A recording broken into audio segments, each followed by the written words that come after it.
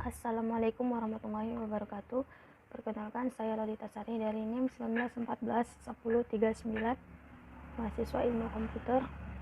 Baik, di sini saya akan menjelaskan 5 chapter IT audit. Yang pertama itu ada IT audit fundamental, mana bisa kita artikan sebagai pemeriksaan yang bermakna evaluasi terhadap suatu instansi, organisasi, sistem, proses, atau produk. Audit ini dilakukan oleh pihak yang berkompeten, objektif, dan tidak memihak. Ada beberapa karakteristik dalam auditing. Yang pertama itu objektif.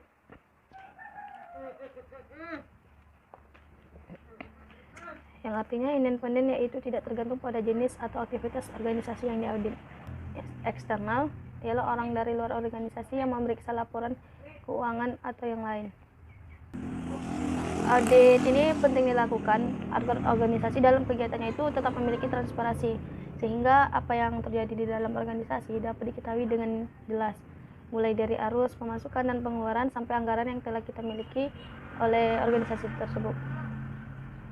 Kemudian audit ini sangat diperlukan juga karena yang melakukan audit ini ialah laporan keuangan harus memahami dan menguji sistem.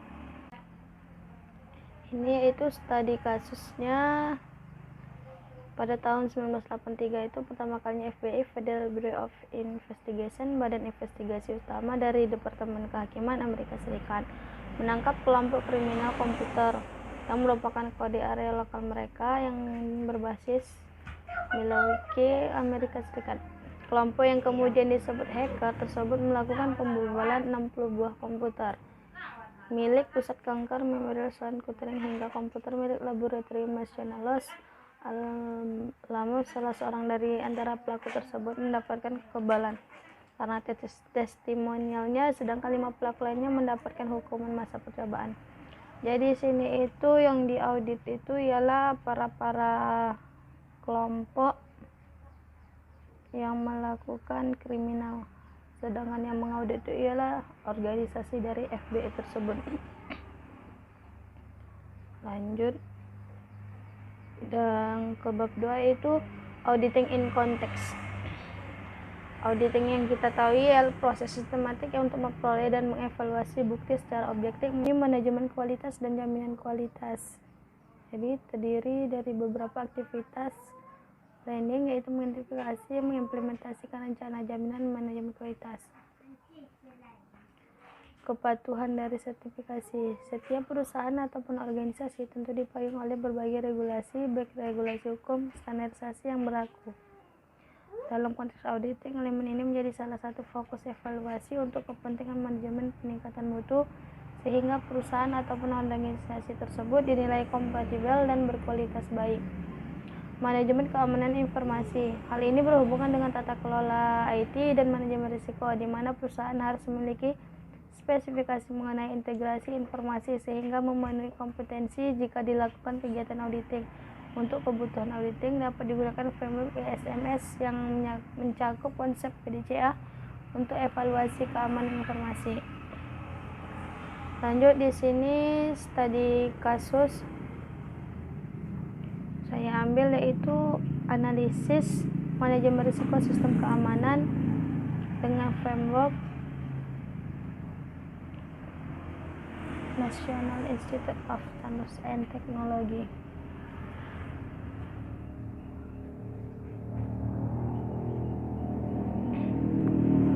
Itu sistem komputer bisa merupakan kombinasi software dan hardware yang berusaha melakukan deteksi penyusupan, yang melakukan pemberitahuan saat mendeteksi sesuatu yang dianggap sebagai mencurigakan atau tindakan ilegal.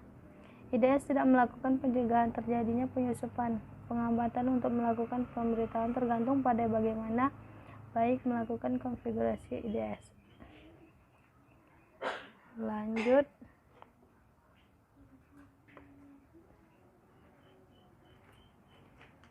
audit internal sebagai kemampuan.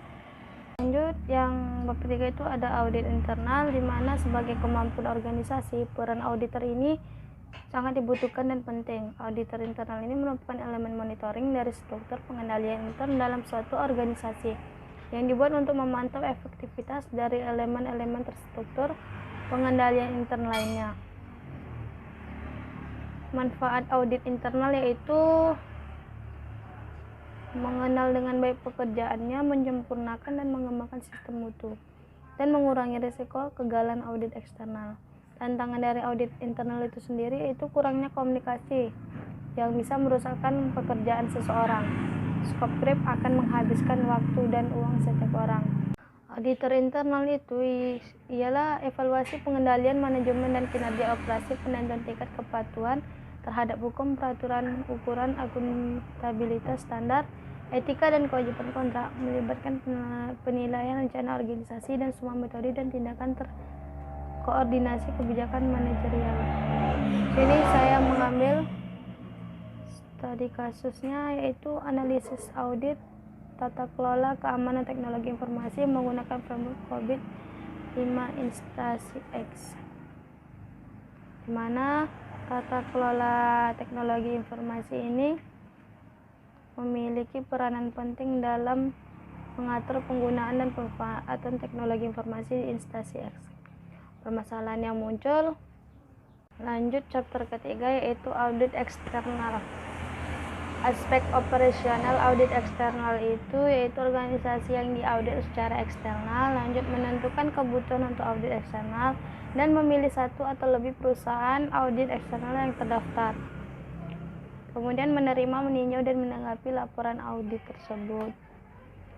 Alasan audit TI eksternal ini kerugian akibat kehilangan data, kesalahan dalam pengambilan keputusan, risiko kebocoran data dan penyalahgunaan komputer, kerugian akibat kesalahan proses perhitungan, tingginya nilai investasi perangkat keras dan perangkat komputer. Manfaat audit eksternal yaitu memberikan jaminan informasi, laporan keuangan yang independen dengan memberikan pendapat atas kewajaran penyajian informasi laporan keuangan dalam mengambil sebuah keputusan, karena laporan keuangan yang telah diaudit oleh pihak eksternal bebas dari manipulasi. Sini saya mengambil studi kasus yaitu pemetaan tujuan KSKD COVID-5 pada pengelolaan layanan teknologi informasi di instansi pemerintah. Chapter 5 yaitu types of audits, di mana bagiannya itu ada audit keuangan, itu penilaian atau evaluasi suatu entitas, organisasi, perusahaan atau lembaga sehingga menghasilkan pendapat atau opini yang independen dari pihak ketiga tentang laporan keuangan yang akurat, lengkap, relevan, wajar. Kemudian ada audit operasional, suatu proses yang sistematis untuk menilai efektivitas organisasi, efisiensi dan ekonomi operasi di bawah pengendalian manajemen, dan melaporkan kejadian kepada orang yang tepat hasil dari penilaian bersama dengan disertai rekomendasi untuk perbaikan. Lanjut yaitu audit sertifikasi. Audit pemantauan yang dilakukan oleh badan sertifikasi independen ini terhadap instansi yang telah bersertifikat ISO, yaitu bertujuan untuk menentukan apakah organisasi dan perusahaan masih berhak menyandang sertifikat ISO atau tidak. Terus ada audit kepatuhan. Ini masalah audit kepatuhan itu berkaitan dengan kegiatan memperoleh dan memeriksa bukti-bukti untuk menetapkan apakah kegiatan keuangan atau operasi suatu entitas itu telah sesuai dengan persyaratan, ketentuan atau peraturan tertentu. Audit khusus TI. Di sini yang dimaksud audit khusus TI itu ya pemeriksaan laporan keuangan dengan ruang lingkup yang terbatas. Misalnya suatu perusahaan hendak melakukan audit terhadap divisi keuangan dalam kurun waktu 1 tahun terakhir. Kemudian contoh studi kasusnya itu yaitu pencurian dana dengan kartu ATM palsu. Sekitar 400 juta yen atau 44 miliar deposit di 6 bank di Jepang itu telah ditarik oleh kartu-kartu ATM palsu setelah informasi pribadi nasabah dibocorkan oleh sebuah perusahaan sejak Desember 2006. Yaitu pembobolan dana rekening tersebut kemungkinan besar dilakukan oleh orang dalam perusahaan atau orang dalam perbankan yang dilakukan lebih dari 1 orang. Karena tidak semua pemilik rekening memiliki hubungan dengan perusahaan tersebut, ada kemungkinan pembocoran informasi itu dilakukan oleh satu perusahaan saja, mengingat jumlah dana yang diboborkan sangat besar. Sistem keamanan kartu ATM yang hanya dilindungi PIN.